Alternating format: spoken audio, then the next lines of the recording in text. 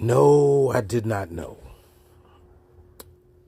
But since you think you know everything, me and that child have been good for 22 years. Shopping, clothes, all that shit. A lot of that show is fucking edited on things that I said because I flipped on her because she tried to say I ain't never been there when I have. Pictures of her and her siblings growing up. I have a family picture of her when she was small with her brothers and sisters that she claims she doesn't know.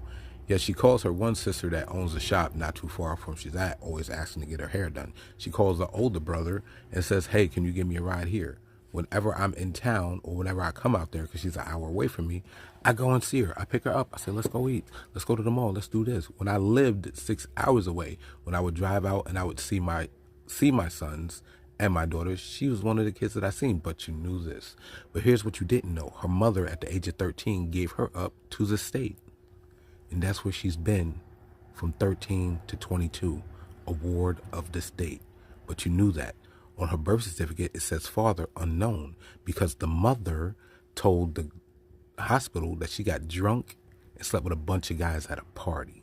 She doesn't know who the father is.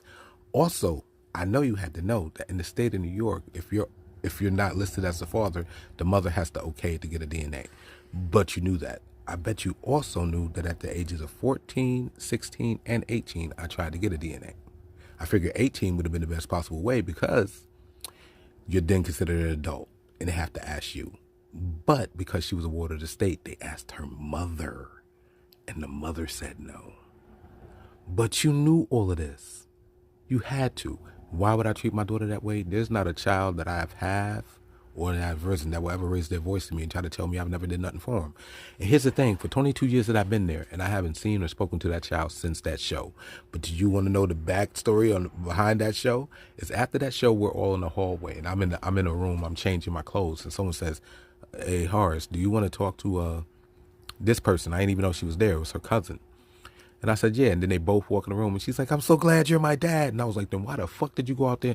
Well, mom and grandma told me that if I didn't do that, they wasn't going to come visit me or bring me home with them on the weekends now. But you knew that. Why are we here? Why are stupid people like you here?